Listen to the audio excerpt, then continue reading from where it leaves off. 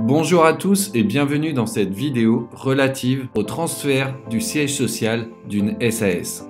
Vous pouvez accéder à la formation sur la rédaction des actes nécessaires à cette opération en cliquant sur le lien dans la description de la vidéo. Vous aurez accès à de nombreuses autres formations relatives à la vie sociale d'une société.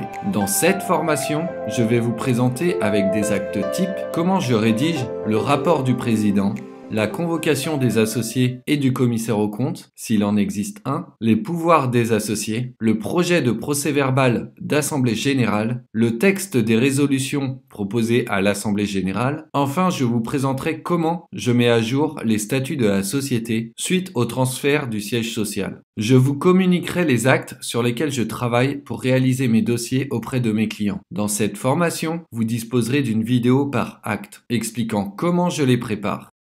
Pour procéder au transfert du siège social, il faut réunir les associés en assemblée générale. Dans ce cadre, on décide le transfert du siège social ainsi que la mise à jour des statuts de la société. Les modalités et conditions de transfert du siège social sont précisées au sein des statuts de la société. Il faut rester vigilant aux sociétés au sein desquelles il a été régularisé un pacte d'associés. En effet, parfois il existe des conditions de modification beaucoup plus strictes.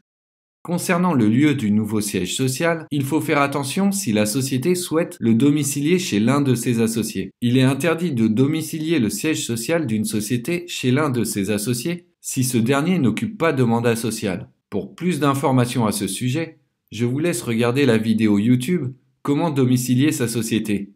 Pour réunir une assemblée générale extraordinaire, nous devons nous référer au statut de la société. Elle est appelée extraordinaire car on procède à la modification des statuts. C'est dans les statuts que l'on retrouve les conditions de convocation et le quorum nécessaire à la prise de décision modificative. Par principe, une assemblée générale extraordinaire doit réunir sur première convocation les associés représentant au moins un quart des titres composant le capital social. Si le président de l'assemblée constate que les associés présents ou représentés ne représentent pas cette quotité du capital, il est nécessaire de reconvoquer les associés à une assemblée générale qui ne peut pas être tenue plus de 2 mois après la première assemblée.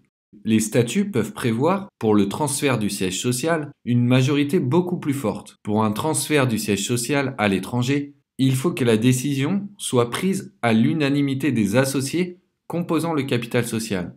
Dans une société par action simplifiée, les règles d'adoption d'une telle modification peuvent nécessiter l'unanimité des associés. Parfois, les statuts prévoient que le représentant légal peut transférer le siège social de lui-même dans le même département. Dans ce cadre, il faut, quoi qu'il arrive, réunir une assemblée pour constater ce transfert et procéder à une modification des statuts.